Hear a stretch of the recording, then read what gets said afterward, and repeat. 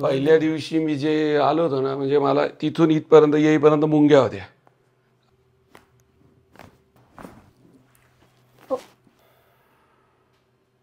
तुमच्या हातात जादू आहे, पण तुमच्या हातात जादू आहे.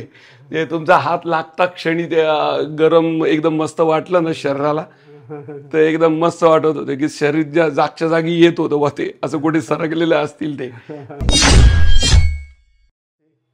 नमस्ते मित्रांनो, मी डॉक्टर संदीप आजे स्वागत करतो आपला मरमेदा कायरोप्रॅक्टिक आपल्या चॅनलवर. आज आपल्याकडे सुशील कुलकर्णी साहेब आहेत. ते त्र्यंबक स्थित आहेत. म्हणजे त्यांच्याकडे पूर्ण भारतातून लोक येतात पौरोहित्य आणि यज्ञ करण्यासाठी. तर गुरुजी, तुम्ही जो तुम्हाला त्रास होता, जो सायटिकेचा त्रास होता किंवा पायामध्ये वेदना जायच्या, कंबर दुखायची, हा केव्हापासून चालू झाला होता? साधारण 1-1.5 वर्षापासून मला हा त्रास होता. मला असं पायी चालल्यानंतर 5 ते 10 मिनिटानंतर असं वाटायचं की आपण थोडा वेळ बसावं कुठेतरी. आणि नंतर मग मला कोणीतरी सांगितलं वजन वाढले तुमचं, असं म्हणून मी तरी ते सहन करत राहिलो. आणि मग एकदा आपला इंस्टाग्रामवरती आपला नंबर मिळाला मला. बरं. गुरुजी, हा जो त्रास होता तुम्हाला, नेमक्या वेदना ज्या होत्या त्या कशा स्वरूपाच्या असायच्या? म्हणजे कमरेपासून इथे कमरेच्या वरचा जो भाग आहे तर तिथून खालीपर्यंत असं खूप मुंग्या यायच्या मला. आणि चालताना असं वाटायचं 5 मिनिटं मी इथून चालायला लागलो की थोडं चाललं की मला असं वाटायचं बसून घ्यावं थोडा वेळ. आणि खूप त्रास व्हायचा, मुंग्या यायचा, जड पडायचा. मला पायी चालायला खूप त्रास होत होता त्याच्यामध्ये. थोडं चाललं का बसून घ्यावं असं वाटतं? बसून घ्यावं असं वाटायचं. एकंदरीत चित्र तुमचं डिस्क प्रोलॅप्स होतं, पण मागचा जो लिगामेंटम फ्लॅबम असतो, दोन्ही बाजूला तुमची जो मज्जारज्जू असतो तो दबला गेला. आणि तुम्हाला त्याच्यामुळं काय व्हायचं का, जो त्याचं एनर्जीचं वहन होतं पायाकडे, जे इलेक्ट्रिसिटी जाते आपली न्यूरॉन, बरोबर, व्यवस्थित न गेल्यामुळे तुम्हाला जडपणा यायचा, जडपणा, खूप जडपणा. तर साधारणपणे तुम्ही याच्यासाठी काही प्रयत्न करत होतात का? मी प्रयत्न खूप केले. मी अनेक डॉक्टरांकडे गेलो, म्हणजे न्यूरोलॉजी डॉक्टरांकडे गेलो, गोळ्या औषधं घेतले, पण त्याच्यानी फरक नाही काही पडला. काहीच फरक नाही पडला. आणि त्यांनी सांगितलेला कोर्स मी पूर्ण केला होता. किती दिवसाचा? 7-8 दिवसाचा, 10 दिवसाचा, महिन्याभराचा पण कोर्स पूर्ण केला. पण मला अपेक्षित असं यश नाही मिळालं, म्हणजे त्याच्यामध्ये इम्प्रूव्हमेंट नाही झाली. म्हणजे फक्त मेडिसिन घ्यायचे, बाकी मॅन्युप्युलेशन, एक्सरसाइज काहीच नाही. त्याच्यामुळे तुम्हाला असं वाटलं का त्याचे रिझल्ट नाही येते, म्हणून तुम्ही मरमेदा कायरोप्रॅक्टिक किंवा काहीतरी पॉवरफुल ट्रीटमेंट आणखी पाहिजे आपल्याला, त्यासाठी तुम्ही सर्च करत होतो. मी नेहमी सर्च करत होतो. म्हणजे मी इंस्टाग्रामवरती, फेसबुकवरती मी बघितलं. हे मागे एकदा आपल्याशी संपर्क पण साधला होता खरं, 1-2-3 महिन्यापूर्वी.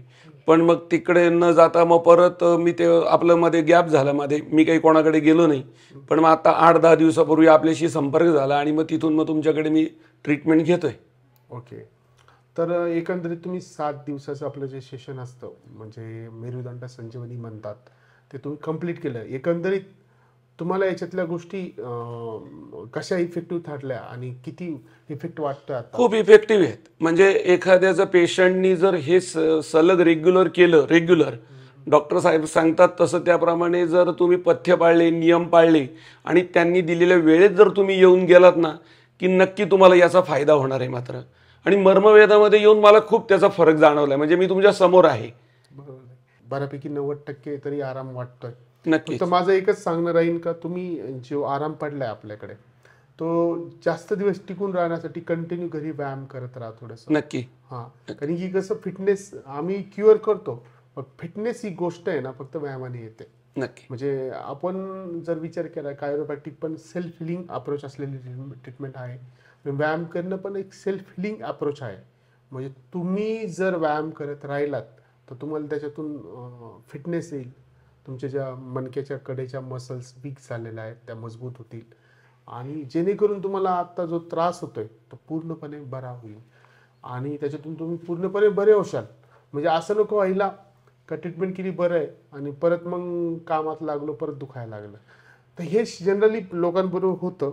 तर याच्यासाठी प्रयत्न करणं गरजेचं असतं. असं नसतं का आम्ही जादू करून देतो. आम्ही फक्त एवढंच आहे का, आम्ही नैसर्गिक, नॅचरल अप्रोच आहे, हा जगातला सगळ्यात मोठा अप्रोच आहे. कारण तुमचे शरीर हे जे निसर्गाने दिलेलं आहे तिच्यात प्रचंड हिलिंग कॅपॅसिटी आहे. आम्ही फक्त मिडिएटर आहे, म्हणजे आमचा ट्रीटमेंट जी आहे मिडिएटर असलेली आहे. आम्ही फक्त तुम्हाला सांगतो की ह्या पद्धतीने जा, आम्ही ते ॲक्टिव्हेशन देतो, बाकी सगळं जे करायचं तुम्हालाच करायचं आहे. नक्की. त्याच्यामुळं लोकांना मॅजिकल रिझल्ट येतात. आणि माझं असं म्हणणं आहे का हा जो आजार असतो मणक्याचा एका दिवसात तयार झालेला नसतो आणि 7-8 दिवसात बरा होणारा पण नसतो. याच्यासाठी तुम्ही कंटिन्यू व्यायाम केलं पाहिजे, लाईफस्टाईल मॉडिफिकेशन केलं पाहिजे. समजा तुम्ही राऊंड बॅक करून बसत असाल तर स्ट्रेट बसलं पाहिजे, बॅक आर्च मेंटेन केली पाहिजे. ओके. आणि सर्वात महत्त्वाचं बाकीच्या गोष्टी खानपान सगळं सुधारलं पाहिजे. त्याचा एकंदरीत रिझल्ट तुम्हाला छानपैकी येणार आणि तुम्ही बरे राहणार. असं आहे. नाही तर मग काय होतं, निराशा येते मनात. आपण अरे 8 दिवस तर खूप बरं होतो आणि नंतर अजिबात बरं नाही. असं नाही होत का. त्यासाठी आपण पण प्रयत्न करणं किंवा सुधारणा करणं गरजेचं आहे. कारण की आता तुम्ही पौरोहित करतात किंवा यज्ञ करतात, तुम्हाला 8-8, 10-10 तास बसावं लागतं. हां, तेव्हा बसताना पण मग मध्ये उठलं पाहिजे, थोडं फिरून आलं पाहिजे. ती बसण्याची कॅपॅसिटी तयार होण्यासाठी तुम्ही काय प्रयत्न करता हे फार महत्वाचं असतं. अगदी खरं. नाही तर मग बसायला पण आपल्याला स्ट्रेंथ लागते आणि ती स्ट्रेंथ अचानक डेव्हलप होत नाही. त्याच्यासाठी प्रयत्न करणं गरजेचं असतं.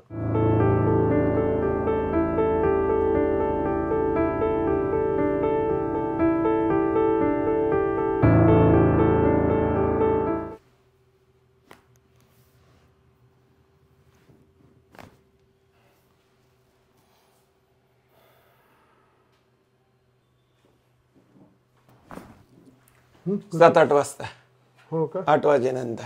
8 वाजेनंतर जर एखाद्याला घाई असेल तर मग लवकर होतात. तयारीला वेळ जातात. हो, 1 दिवस अगोदरच मांडून ठेवावं लागतं. बापरे.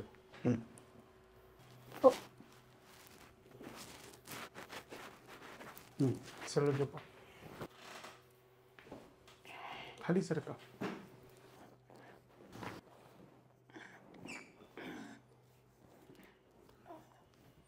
पोटावर झोपा.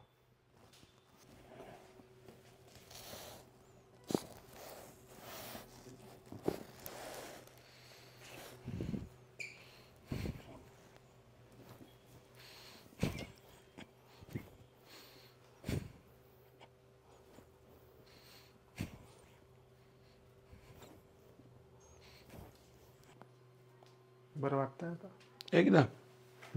हो, म्हणजे मी जे फिटनेस साठी ना वेळ द्यायचा.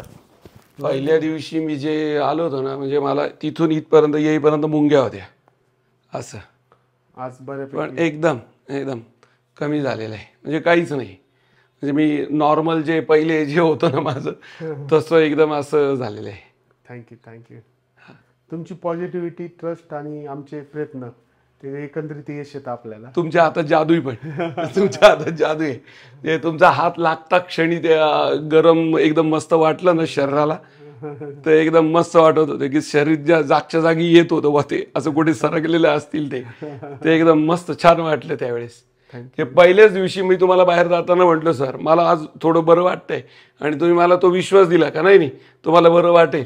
म्हणजे तो एक बोलतानाचा जो विश्वास होता ना सर तुमचा, तुम्हाला इतकं भारी वाटून गेलं का नाही आपल्याला इथे बरं वाटणार आहे.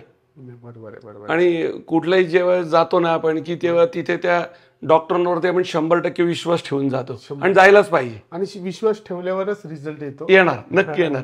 माझं सगळ्या उलट सगळ्यांना माझं म्हणणं आहे की तुम्ही डॉक्टरांवर विश्वास ठेवा. त्या विश्वासावर तुमचा निम्मा अपेक्षा जास्त आज डॉक्टर साहेब आहेच, म्हणजे पूर्ण वेळ तुमच्याकरता उपलब्ध आहे. पण तुम्ही ज्या 100%नी त्याच्यावर डॉक्टरांवर विश्वास ठेवून आणि स्वतःवर हे कराल ना की तुम्हाला 100% रिझल्ट येईल. आपण जी प्रोसेस डेव्हलप केली ना याच्यात जवळजवळ 80-90% रिझल्ट येतातच. एखादा आता पेशंट असतो का त्याला येत नाही, त्याचे प्रयत्न वेगळे असतात, परंतु असं नाही होत का रिझल्ट येत नाही. किती क्रिटिकल कंडिशन असू रिझल्ट येतातच. थँक्यू, धन्यवाद. चला.